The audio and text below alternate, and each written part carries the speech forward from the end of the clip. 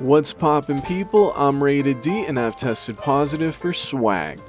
And in this video I want to talk about how it seems like some of these X-bots here on YouTube and on Twitter and possibly all over the internet may be paid by Microsoft, okay?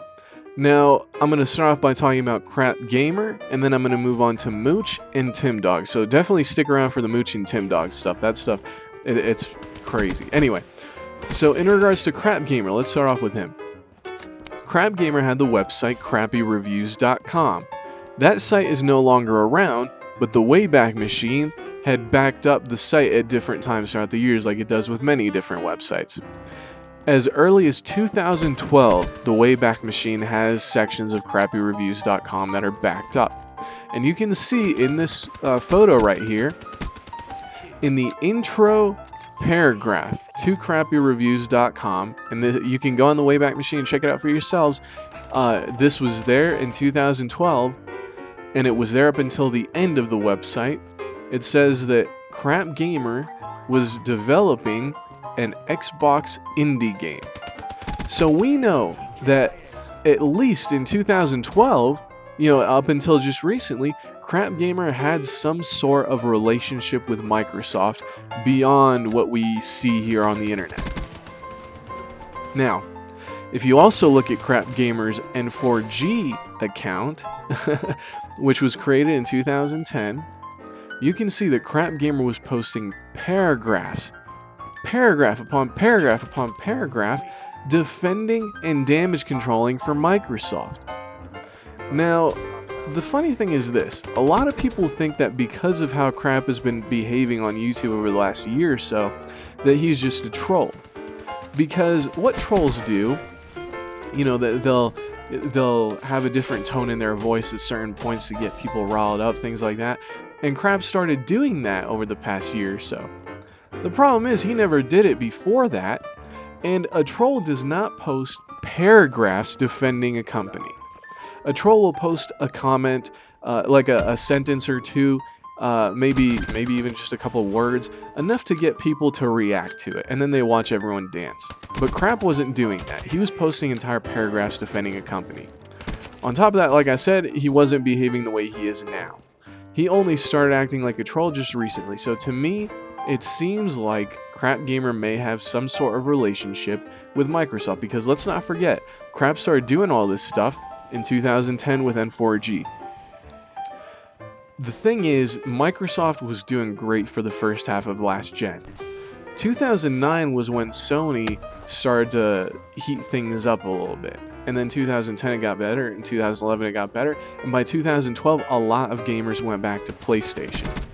And it's possible because we saw with Microsoft what they did with Machinima, where they'll pay people to say positive things about the Xbox brand. It's possible that Microsoft had someone like Crap and maybe a few other people go into these different websites and damage control for Microsoft. Not only that, but when Crap really started to go heavy with YouTube was after the Xbox One reveal in initial E3, where everybody was trashing Microsoft. And it was around that time, a few months after that, where we found out about the Machinima deal that Microsoft had, where they were paying people to spread positive information about Xbox. It's possible that CrapGamer was involved in something like that. Now, on to Mooch and TimDog. Mooch and TimDog both have YouTube channels, but neither one of them is partnered on YouTube, okay? So CrapGamer is partnered, I believe, with TGN, but Mooch and TimDog are not partnered on YouTube, despite the fact that they're in 2 to 3 hour long podcasts all the time. Now, TimDog doesn't post much on his channel, but Mooch hosts tons of different podcasts. So why would a grown adult, what incentive does he have to not only be involved in his own podcast, but for Mooch and TimDog to be involved in LIERS and CrapGamers and all these other people's podcasts? What incentive do they have to spend hours upon hours on the internet defending a company if they're not getting paid for it through some sort of YouTube partnership or whatever? It seems like maybe there's something more at play, because don't forget, on Twitter, Mooch has tweeted over 50,000 times. TimDog has tweeted nearly 200,000 times. So, aside from that, These people are tweeting back and forth with Xbox executives on a first-name basis, and TimDog has met some of these people in real life. He's got actual relationships with him.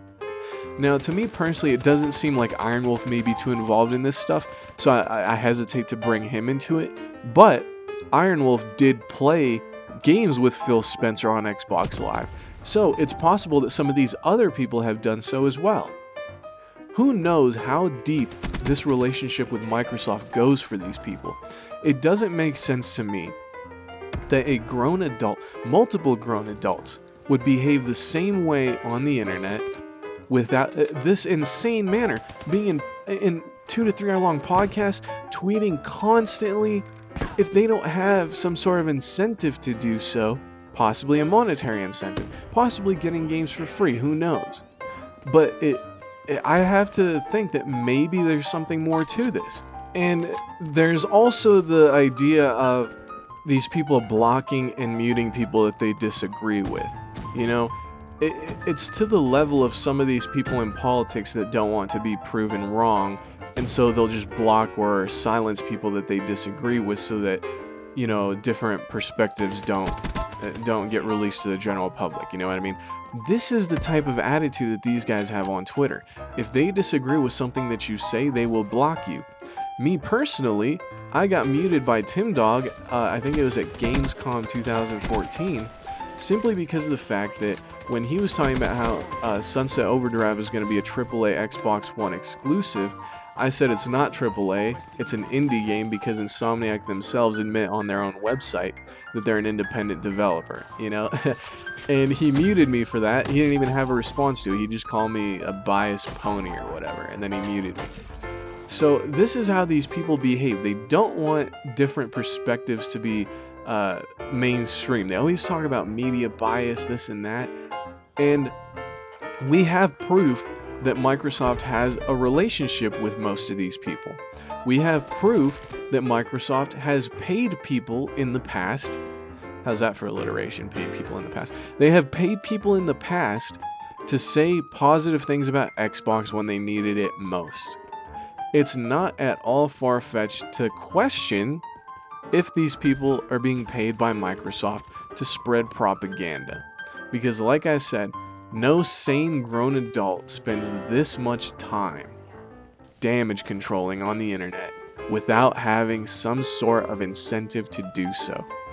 Even, you look at some of these other guys, the reason why I don't think Iron Wolf is really involved is because he doesn't really do this stuff anymore. Blackie Lebowski doesn't really do this stuff anymore. There are Xbox fans that aren't so obsessive about it. But guys like Crap, Mooch, TimDog, these guys look insane. And they continue to do this. So that's kind of where I'm coming from with a lot of this stuff. I just want to put this stuff out there, especially the fact of CrapGamer having worked on an Xbox game in the past. I don't know if that creates some sort of conflict of interest or whatever with what he's been doing and trashing companies, and I don't know. But I just wanted to put this stuff out there and, you know, have you guys discuss it as well. Let me know what you guys think about this stuff. So that's pretty much it, guys. Thanks for watching, and keep it frosty.